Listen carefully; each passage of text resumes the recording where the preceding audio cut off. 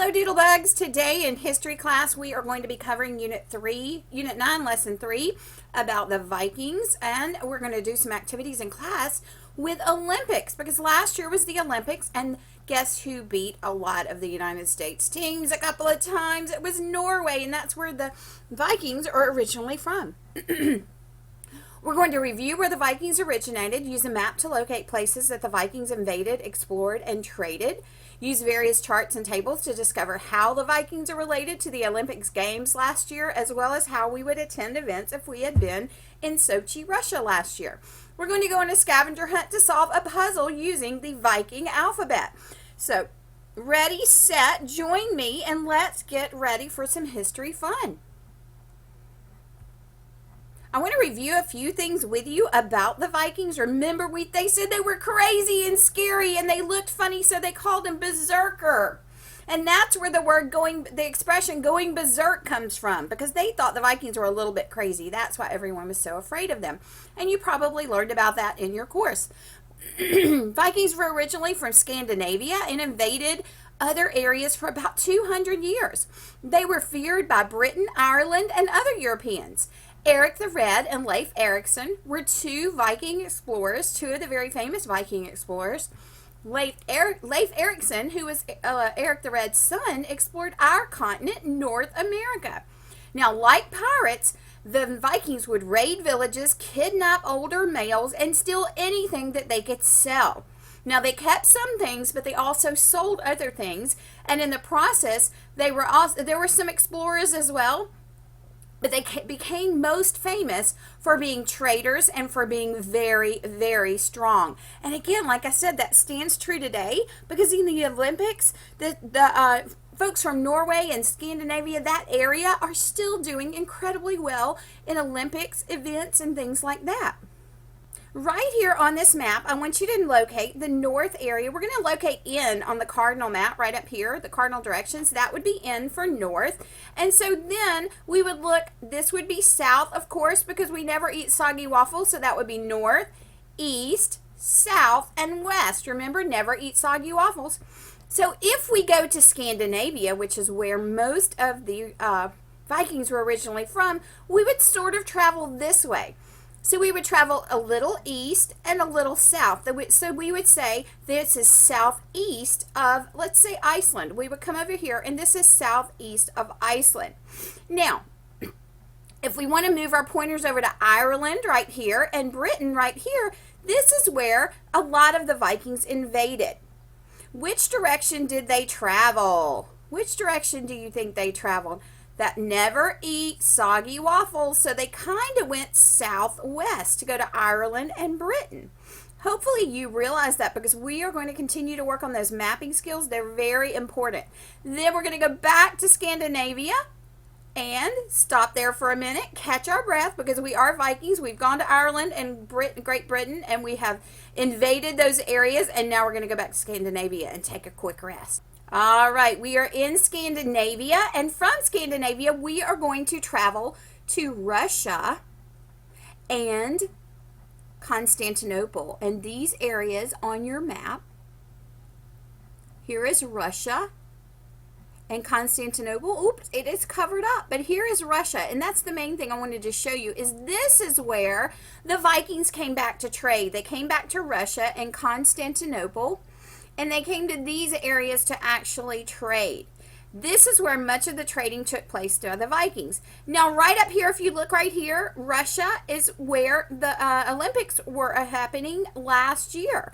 So here's Sweden, here's Norway, here's Finland. This was all the Scandinavian area. Back then, this was all Scandinavia, Sweden, Norway, and Finland, and Russia is where the Olympics occurred last year. So the Scandinavians did not have to travel very far to reach those Olympic events. Another thing that we know about the Vikings, they were very famous for their ships. Now remember, their ships were unlike anyone else's, and the important parts of those ships were the prow with the dragon carving on it. That was called the prow.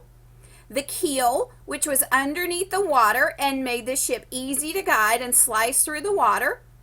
And remember, too, that they also had a sail. Remember, the Vikings had the brightly colored striped sails that made them able to sail very quickly and easy to spot. Another thing that the Vikings had an advantage of is they had many oars on their ships, and the Vikings could paddle very, very quickly. And due to the front of that ship and the way the prow was shaped, they could slice through that water very quickly and invade an area before they even knew they were coming. Another thing that I want to remind you is the Vikings invaded much of Ireland, Scotland, and England, and Wales. And you know what? While some came back and they went back to the Scandinavia, which is this peach color over here, many also decided, hey, I kind of like this. I forgot to mention Denmark down here too. That is part of Scandinavia. So they decided that they liked where they were invading, so they tended to stay. So some settled there and went to visit a place, decided they liked it, they stayed. Others returned back to Scandinavia to trade those goods that they had stolen or borrowed without planning to return, maybe. But they returned and they retraded that, remember, with the Russians and the Byzantine Empire. The next thing I want to do is go through this story with you, and this is straight from the OLS, and this is about a little girl and her life as a Viking. Sunlight shines through a hole in the roof of Astrid's bedroom. That was her name. It tickles her eyelids, trying to wake her. The 8-year-old girl rolls over and covers her eyes with her fist. Sometimes I do that when the sun shines on me. Oh, she groans. It's too early to get up. Then she remembers that today could be the day. The day when her father and older brother Olaf finally come home from their sailing trip with other village men. Remember, the men left and the women and children stayed behind. We're going a Viking, the men had announced early this summer. They packed bread, meat, onions, and beer and promised to be home by summer's end. Astrid knows that summer is nearly over. Every morning the sun rises a bit later than the day before, and every morning Astrid is sure she will see the long ship slide in from the sea. Quickly, she gets out of bed, pulls on a robe and light shawl. That's like a little thing that covers your shoulder. Her furs and heavy cloaks have been stored away until winter, and she fastens the shawl with 2 oval pins. She ties a headcloth around her hair and dashes through her house. Astrid's family lives in a longhouse with 2 long walls made of fragrant pine. Pine is like a tree we have around here. The walls curve towards each other at both ends. Living here is like living in a ship that sits on the ground instead of the sea. Astrid cannot wait to get to the fjord to look for her brother's ship. A fjord is a long, narrow arm of sea that runs between steep cliffs. The fjord means everything to the people of Astrid's village. When the men are ready to go a Viking, their long dragon ships head out of the fjord and into the open sea. When they return from their raiding and trading, the waters of the fjord give the ship a safe place to rest. So it's an easy place to return. There is much to do before Astrid's mother will let her run down to the cliff high above the water. First, she'll eat breakfast of fresh bread and wild berry juice. Then she must feed the clucking hens, milk the goats, and draw water from the well for her mother's cooking that day. Finally, the girl's free to go down to the fjord. Or she thinks she is free. Astrid, calls her mother, on your way through the village, stop at the blacksmith's house. See if Bjorn has finished your father's new sword. He'll be wanting to see it when he gets home. Yes, Mama, Astrid says, sighing. She rushes down to the blacksmith's house and peers inside. It's dark as a winter night inside, and at first she can only see the orange glow of the fire where Bjorn is heating a long rod of bronze metal.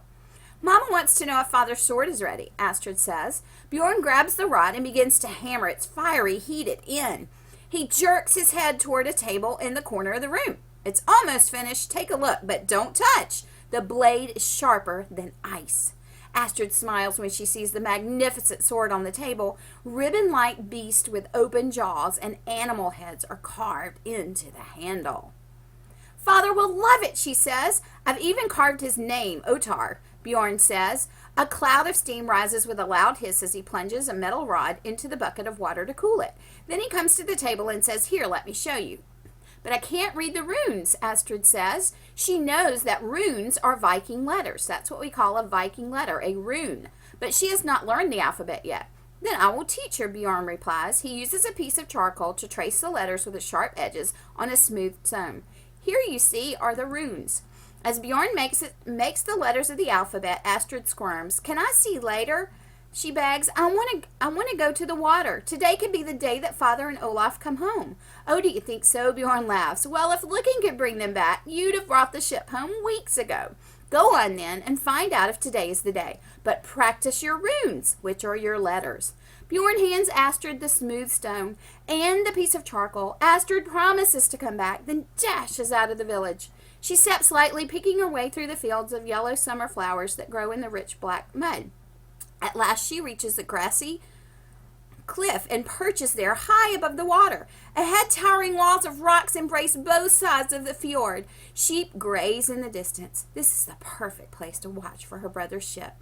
An hour passes. Astrid stares out to the sea, then pulls out a smooth stone and the piece of charcoal Bjorn gave her. She scribbles runes onto the stone and then looks up. I guess today isn't the day, Astrid says sadly. Just then she sees a speck moving up the black waters of the fjord. Though it is midday, which is about noon, the steep mountain walls cast deep shadows over the water. Perhaps she's mistaken. Perhaps the speck is only a distant shadow. Then she catches sight of something that tells her that is no shadow. It's a dragon head. The long ship moves slowly up the fjord toward the village, and Astrid races down from her perch to meet the men. Olaf and her father are the first ones to jump off the ship. Each carries a sword, an axe, and a knife. Astrid throws her arms around both of the tall, blonde-haired men. Ah, little sister, Olaf says, his face ruddy from hours of sailing in the sun. Wait until you see the treasures we've brought home from our trading. Honey from Ireland, silk from Byzantium, and furs from Russia. Astrid's father interrupts. And gold and wine from Greece, he says, hugging Astrid. Do you think Bjorn can make a fine golden necklace for your mother? Bjorn, Astrid remembers. Oh, father, we must go straight to his house first. Your sword is ready. And besides, Bjorn promised to teach me more about the runes. You run ahead, her father says, and we'll be along. We have much to carry. He and Olaf begin unloading all the goods that they have in their ship after weeks of sailing and trading. Astrid turns and runs toward the village, anxious to get to Bjorn's house. Now that she knows her father and brother have come back safe and sound, she's ready to practice those runes. So she is ready to do her schoolwork. Now remember, those Vikings built their villages right near the sea, near a fjord, F-J-O-R-D, so they could be close to the ocean and get in and out. Take a look at these runes Astrid will learn. There are 24 runes in the Viking alphabet, and if you look, they have sharp edges, and that's because they wrote them usually with a rock or they carved them with a knife, so it was much easier to form these letters. Now, when you come to class, we're going to join together. We're going to have a mystery time, and you are going to try to spell some words based on the runes. So make sure you come to class on Tuesday, and we'll have some Lavka history fun all together. All right, Doodlebugs, before you come to class, be ready to answer the questions right here on the screen. What did the Vikings go... Oops, that meant to be do. What did the Vikings do with what they had stolen? Remember, they traded it.